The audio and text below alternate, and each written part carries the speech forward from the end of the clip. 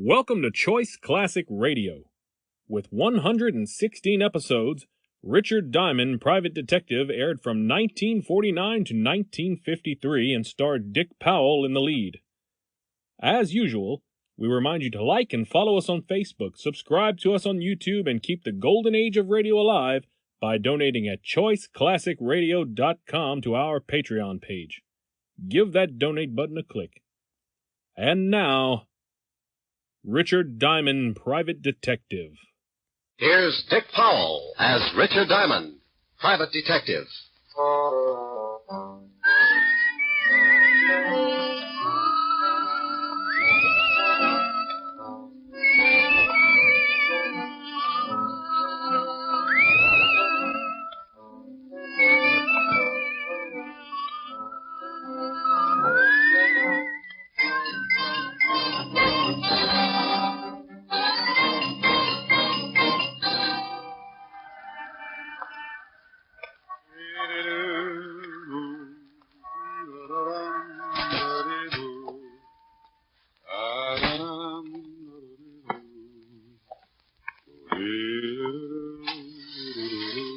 Good afternoon, Mr. Diamond. Oh, afternoon, Ed.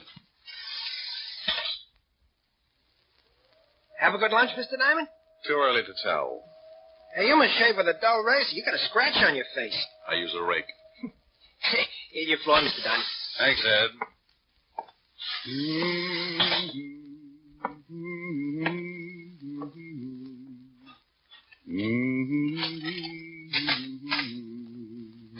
Well, customers. Good afternoon, gentlemen. What can I do for... Oh, that was nifty, Ziggy. Is that Diamond? Yeah, Chino. That's him. Pick him up and drag him over to the chair, Ziggy. Sure thing, Chino.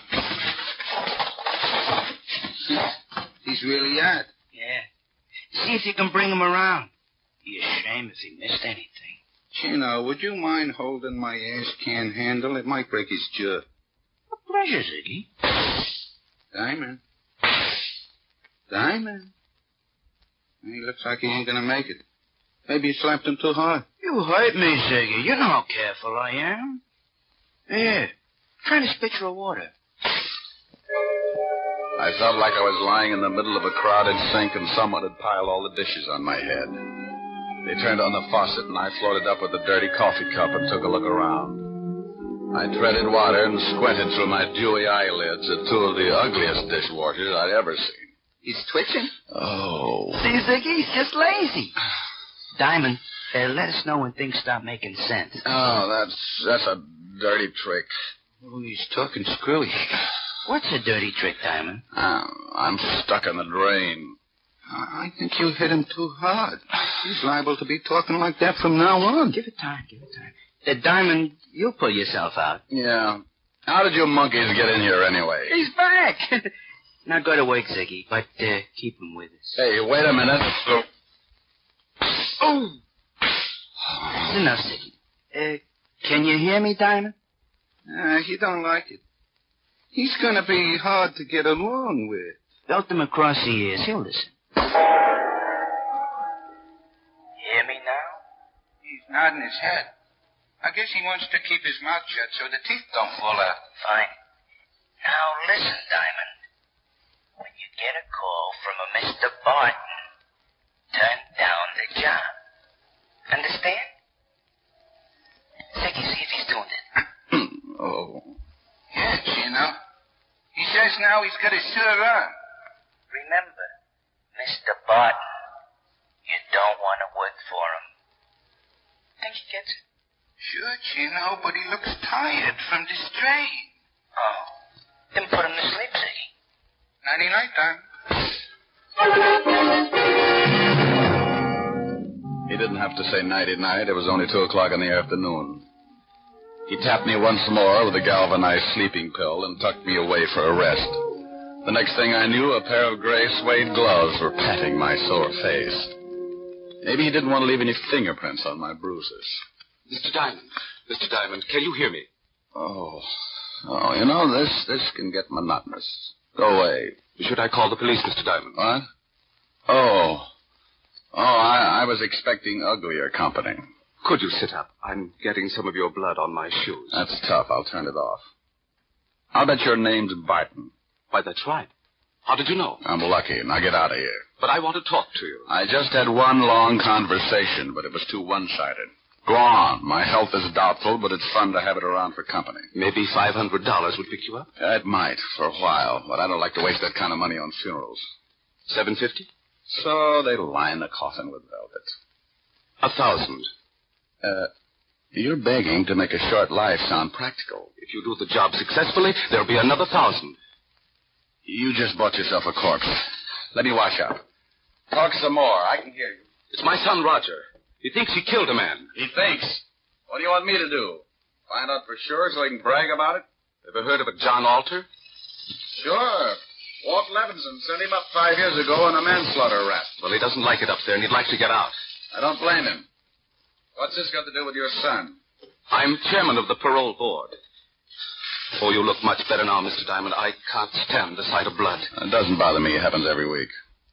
So, you're the chairman of the parole board. Yes, some of Alter's friends promised to keep quiet about my son if I let Alter go free when he comes up before the board next week. And you think maybe your son was framed? Yes, about a month ago, he met a girl in Florida. Her name is Lenore Brown, and she's a friend of Alter's. How did they spring the frame? I beg your pardon? You must associate with a higher type thug. Spring the frame. Made it look like your son killed somebody. Oh. Well, when Roger, that's my son, went to pick up the Lenore girl at her apartment, he found her struggling with some man. That happens. It looked like he was trying to kill her. There was a gun on the floor, and she called to Roger for help. He picked up the gun and shot the man. She told Roger he had killed him and that he must get out. When we went back, they were both gone.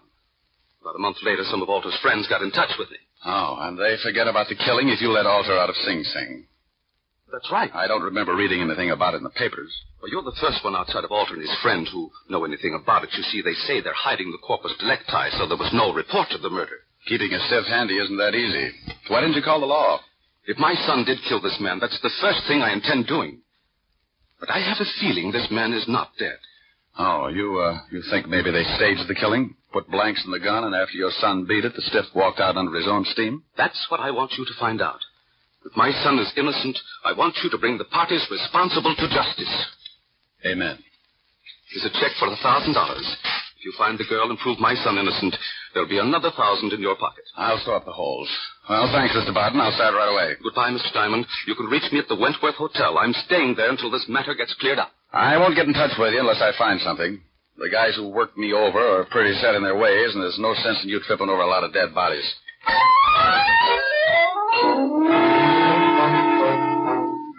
I looked at the $1,000 check and thought about the beating the two polite gunsels had given me. It was a toss-up. If I'd spent the $1,000 like I knew I would, I'd be dead anyway. The two goons were probably still hanging around my building, and if they spotted me, they'd guess I'd taken the job. When I get more than $10 in my pocket, I smile all over. I went out the back way and through the alley. Had to start somewhere, so I headed for the 5th Precinct Police Station. When you're looking for a killer, homicide's got all the road maps on murder. An old friend and ex-partner was in charge. The men who worked the detail called him Lieutenant Levinson, but he had a couple of friends who still called him Walt. I was one of them. You earn that right when you work for a guy for 6 years. After I left the force, Walt started doing a solo, but he now had a sergeant who stumbled around after him. His name was Otis, and he had the biggest feet in the state of New York. Every time he took off his shoes, I wanted to grab a champagne bottle and launch them. I don't think he liked me. When I walked in, his face always looked like an advertisement for a sour stomach. Well, Richard Diamond, private detective. Well, Sergeant Otis, homicide's answer to the missing link. What was that last word? Well, you're half safe. I said link. Walt in? Yeah. You turn the knob and you push. Why don't you get that uniform cleaned? Some dad's going to get up and walk to the station without you. Well, hello, Rick. If you got... You must get tired changing your face every day. Somebody shove you around again? Been catching up on my patty cake, Walt. Tell me, did you ever know a bit of fluff named Lenore Brown? Sure, John Alder's expense account. Used to hold hands before I sent him up. Know where I can find it? Alder's still got her staked out. Whenever you stir, he's going to come back and dig up the claim. You better forget about it. She's got the antidote for lonely nights, but some of Alder's boys are protecting her. I know, yeah. They gave me a pep talk this afternoon. Then listen to them. It's better watching a game from the bench. You never can tell. I might make a score. Well, you're outweighed, outclassed, and liable to be outlived. She used to work at the Black Swan in Florida. I heard Alder was trying to get a parole, and she came to New York to be close to him. Any line on her here in town? No, but if she's seeing Alder, you might spot her on a visitor's day. And now, look, Rick, why don't you stop chasing two-bit thugs and come back on the force? I never had ulcers when we were working together. You know how I feel about that, Walt. I'm a restless guy. Sometimes I like to sleep late in the morning. Okay, Rick. Want me to call the warden and tell him you're coming? Yeah, thanks, Walt. Take it easy. Bye, Rick. Be a good boy.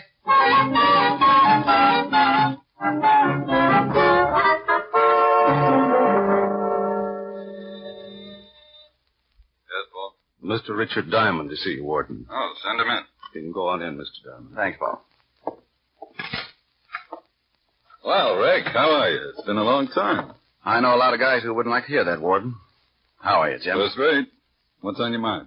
I hear Johnny Alter's been having company. I'd like to take a look at her. Oh, Miss Brown. Well, I can't blame you. I just want to spot her and see where she goes. You can't miss. If she walked through the yard, there'd be a jailbreak tomorrow. What time are visiting hours? Well, if she's seeing Alter today, she should be downstairs right now. Pardon me a second. Yes, Warden. Paul, has Lenore Brown come in today? Yes, she has, Warden. She's in seeing Alter right now. Thanks, Paul. She's downstairs, Rick. Like to take a look? Yeah. I'll have Paul take you down.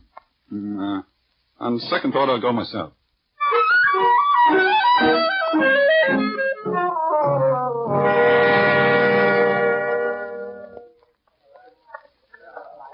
There she is, sitting at the end table talking to Alder. Oh. Now I know why Alter needs a lot of money. She's wearing enough mink to carpet Radio City. You should get a load of her on a warm day. Coat doesn't stop me. She'd show up, even if she's wearing a tent. How long has she got with Alder? About another 5 minutes. Warden, maybe I'll let you put me away for a couple of years. Something like that to look forward to on Visitor's Day. I might go for the change. Well, you'd get tired of just talking. Think what you could do on the outside. Yeah, I am, but it would probably send me right back up here. You want to stick around till she's through talking? Thanks, Jim. I'll wait in front till she comes out.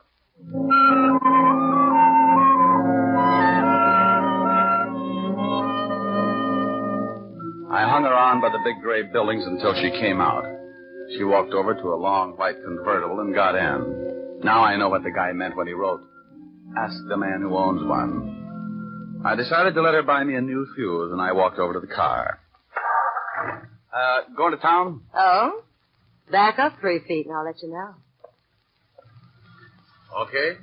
Mm-hmm. Your tailor couldn't do all of that. Thanks. Get in.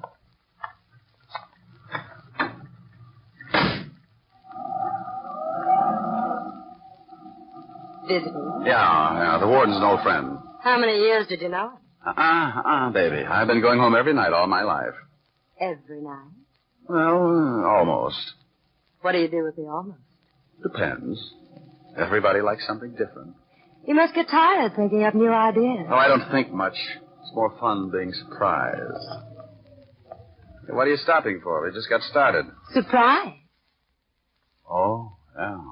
And a nickel-plated one. Look, baby, you don't have to pull a gun. If I'm getting fresh, I'll get out and walk. You'll sit right there, Diamond. Oh, name dropper. Mm-hmm. Expecting company? Mm-hmm, and you've met them before, honey. That's nice. I wouldn't want you to get stuck with the introductions. That your friends coming along in that car? It should be. Now hold real still. They'll only shoot you this time. Sometimes you're lucky. When a dame's got a gun on you, you don't stand much of a chance unless she's got her mind on something else. This one did. And when she looked up in the rearview mirror to make sure it was her boys, I tagged her. My two playmates were just pulling up in the green sedan when I went out of the car like a dry transmission. There he is. He's slugging him up. Nail it. He let go just as I dived off the side of the road and hit the center embankment. I rolled to the bottom and came up looking like an exhibit for smallpox. He's down the hill. Go get him, Ziggy. There was a line of trees just off to the right, and I got to them just as Ziggy tried again. He needed a rifle. I was running through the trees then, and I could hear Ziggy somewhere behind me falling all over himself. I pulled my gun and thought about waiting for him. I could give him so many holes he'd whistle in a high wind, but I had another idea. I stopped and listened. He's around here somewhere. Well, come on, we'll spread out. That tore it right down the middle. They were somewhere behind me, and both of them were looking. I got him. Oh, I got him. Get off of me, you million. Get off. I got on a new suit. Oh, my deepest apologies, Gino. I thought you was Diamond. Can't you tell the difference, Ziggy? He's got on a blue suit. Oh, I'm a little colorblind. Now let's find Diamond. They started hunting again, and I cut off to my left and headed back to the highway. I reached the hill that sloped down from the highway, and I went up fast. The cars were about 100 yards down the road, and I used my last lung getting there. Lenore was still out, just like I'd left her when I put her to sleep. I went over to the Gunsel's car and lifted the hood.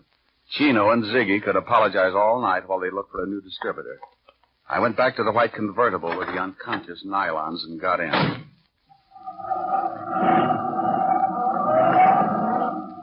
I noticed something lying on the seat.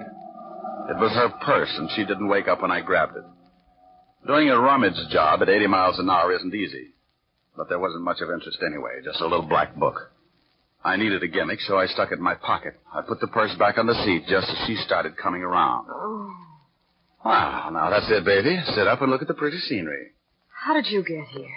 Where's Ziggy and Chino? Playing Peter Pan. Jaw hurt? Yes, you heal. Play rough and you get hurt.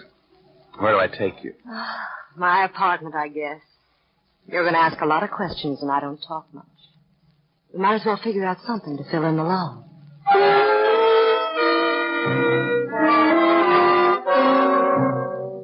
I drove to her place on East 51st and walked into the door.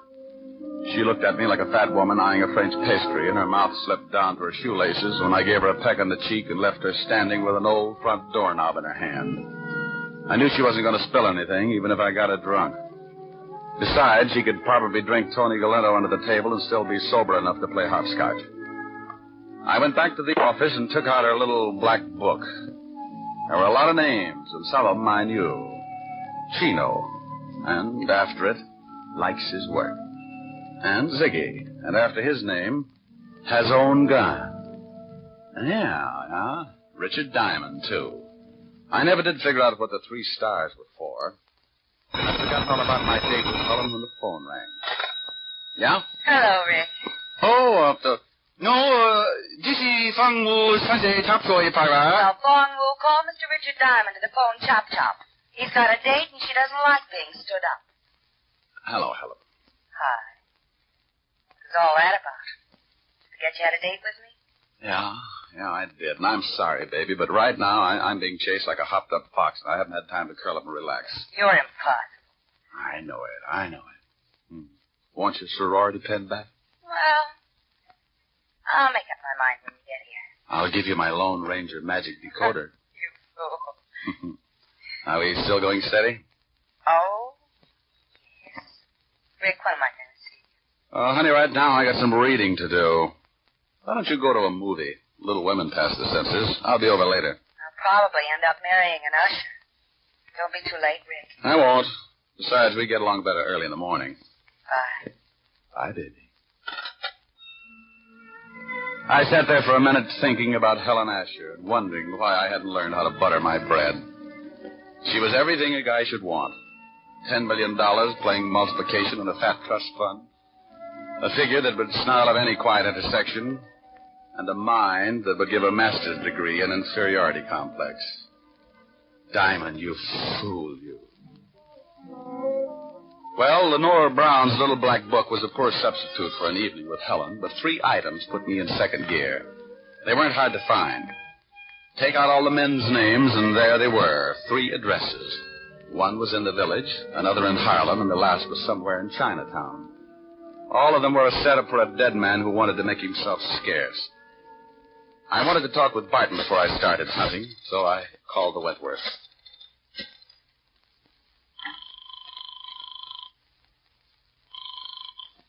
Wentworth Hotel? Mr. Barton, please. Yes, sir. I'll ring him. Hello? Mr. Barton, this is Diamond. Oh, yes, Diamond. Did you find out anything yet? Not yet, but tell me, did your son tell you what his victim looked like? Why, yes.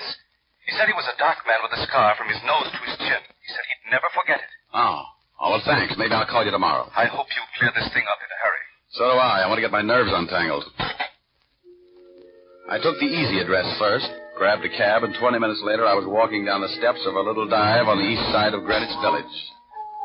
It was a shabby little place, and the customers had enough long hair to give a two-pay deal of the DTs. A fat waiter walked over and eyed my clean shirt. He was wearing an apron that looked like he'd made the salad on it. He was swell. You wanted something, Mac? Yeah, a pound of egg noodles. Just sweep them up off the floor. Do you know anyone named Lenore? Lenore. Oh, sure, Lenore Brown. Hey, she comes in here about once a week, listens to the kid at the piano. Now, why would a classy dame like that go out with him? He don't play the piano so good. You ever see a guy with her? Dark man with a scar from his nose to his chin? No. She always does a single. Yeah, well, thanks. Hey, you still want those noodles?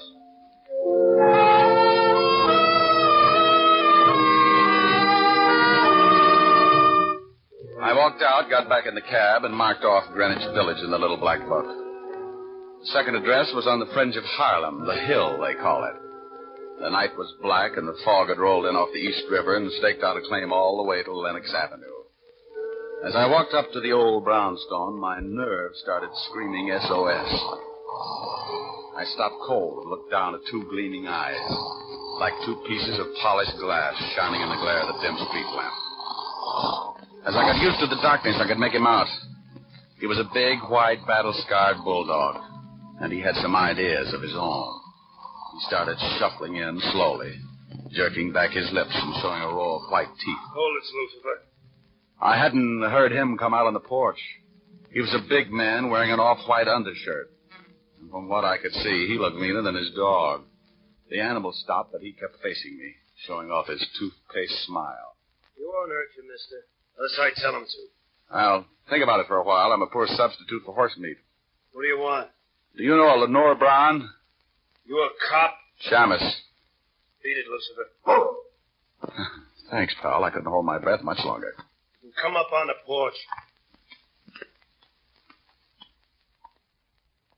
You're looking for Lenore Brown, huh? Yeah, know her? I met her. My wife works for her. Is your wife in? Yeah. Yes, sir. Yeah. Come here. Some private dick wants to talk to you. She's Miss Brown's private maid. Yeah. Your husband tells me you work for Miss Brown. Yeah, what's she done? She got many friends? Men friends. No. You know a dark man with a scar? Oh, sure, I know lots of them. What are you talking about, woman? Oh, I meant someone who Miss Brown knows.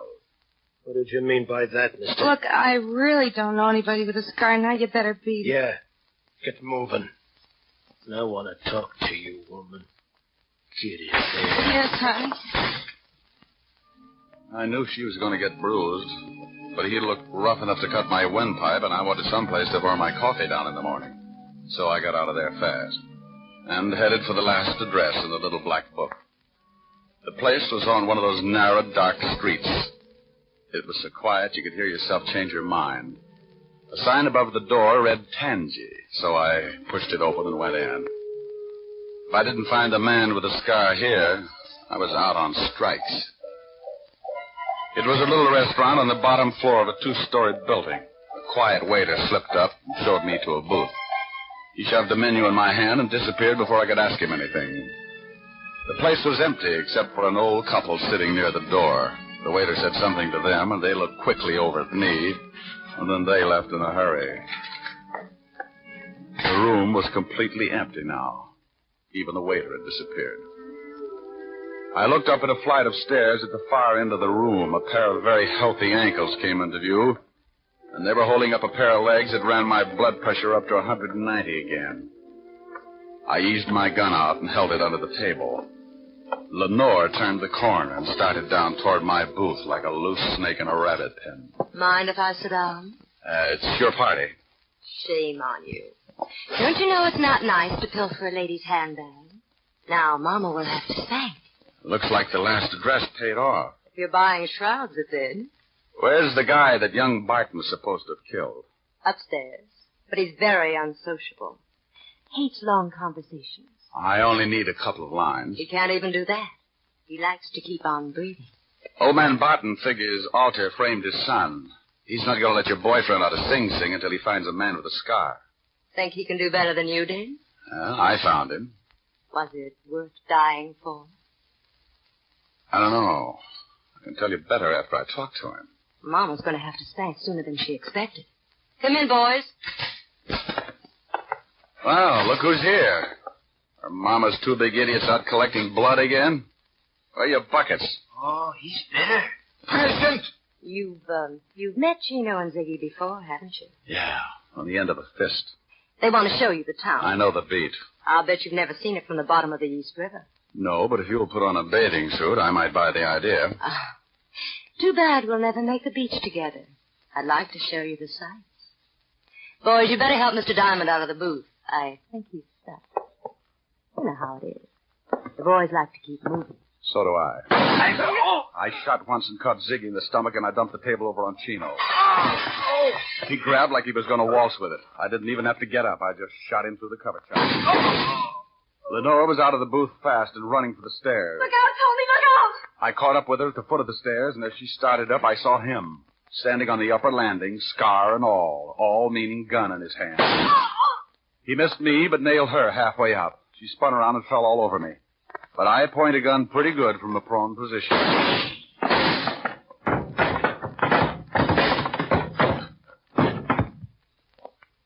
You should have kept your nose up, mister. A bad landing washes you out.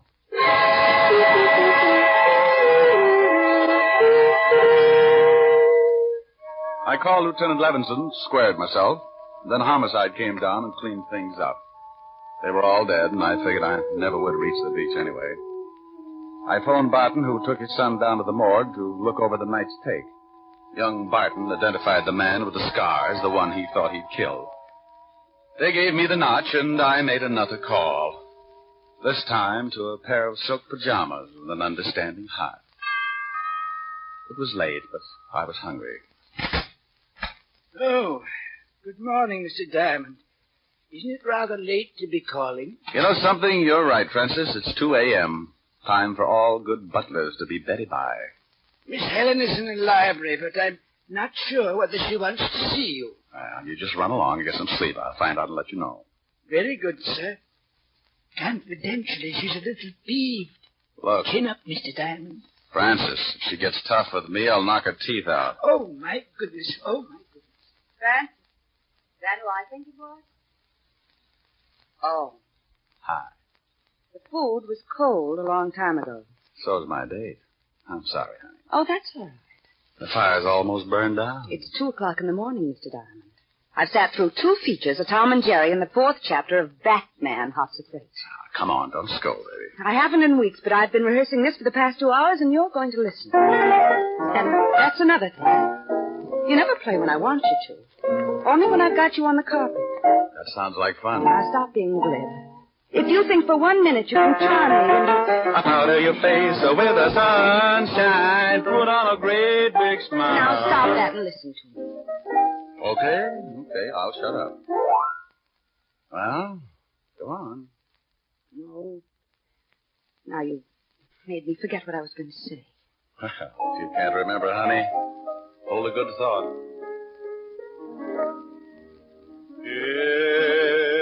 It's a big, wide, wonderful world you live in. When you're in love, you're a master of all you survey. You're a gay Santa Claus. I just remembered. Too late now, honey. I'm rolling.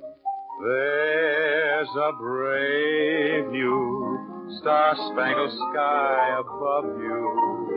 When you're in love, you're a hero. A Nero, Apollo, the Wizard of Oz. Oh, Rick, how do you do it? You've a kingdom, power and glory.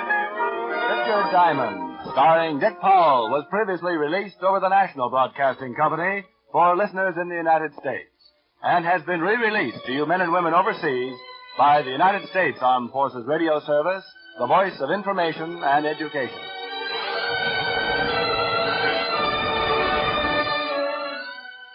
That concludes today's episode. We thank you, and we'd like to remind you to please donate at choiceclassicradio.com. Remember, your donations make episodes like this possible.